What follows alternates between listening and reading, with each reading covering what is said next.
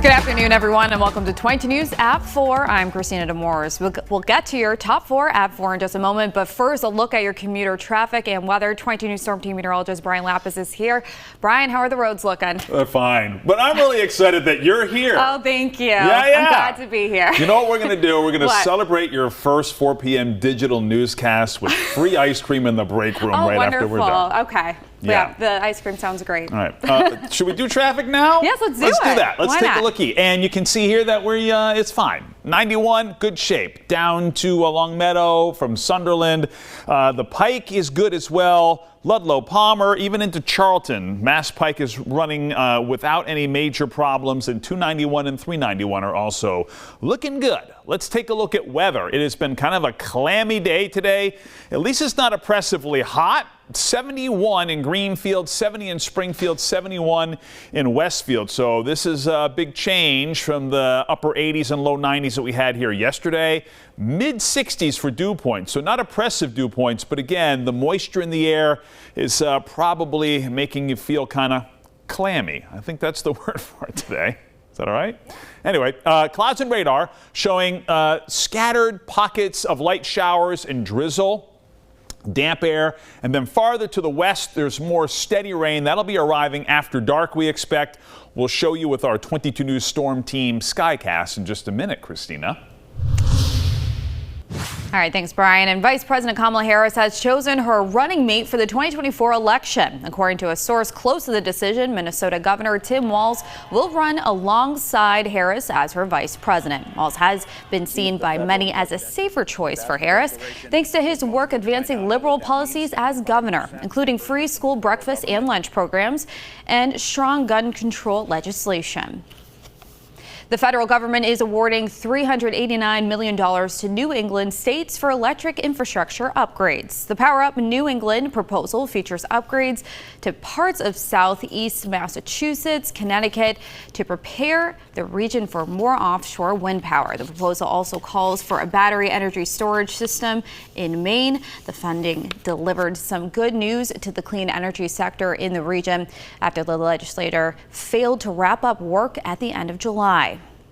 Governor Healey held a bill signing today for the Affordable Homes Act. The bill uses bond authorizations to make improvements to existing housing units or to create new ones. It looks to address the nearly 200,000 housing unit shortage in Massachusetts,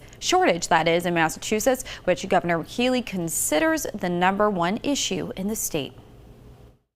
We said that this is something that is going to hold us back as a state. We're a great state with so much going for us. But fundamentally, we know we need housing. The legislation coming in at nearly $5.2 million is the largest investment in affordable housing in Massachusetts history. If you have received a text from Easy Drive MA asking for a payment, you're not alone. Mass DOT is reminding drivers of an ongoing scheme involving text messages. The schemers are claiming to represent the tolling company. They are requesting payment for unpaid tolls. The phone numbers that schemers text seem to be chosen randomly to avoid becoming a victim. The FBI recommends checking your account using the toll company's real website. Now let's go ahead and check in with today's weather with 22 News Storm Team meteorologist Brian Lapis. Brian, it was a little clammy outside, like you said, so gross weather. And a little bit later on tonight, some steady rain, which we really don't need because we've got more rain on the way later in the week and over the weekend.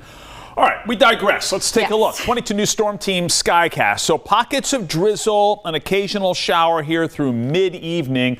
I'm going to pause here at 7 o'clock. And after 7 o'clock, our chances for steadier rain increase. Here's 7 p.m. and here comes the rain. So by 9 o'clock, here I am on camera now. So by 9 o'clock, many of us are into a steady and at times heavy rain. And you can see this is going to last for at least a few hours here into the overnight hours. And then 6 o'clock here tomorrow morning, the chance for a scattered shower. Here's the good news is that there will not be much rain during the daylight hours tomorrow. Scattered shower through about 7, 8 o'clock tomorrow morning, and then gradual clearing here. So a partly sunny afternoon, and generally speaking, tomorrow will be rain-free with temperatures that'll be in the 70s to around 80 degrees, we expect. We'll track the chances for rain over the weekend on 22 News at 6.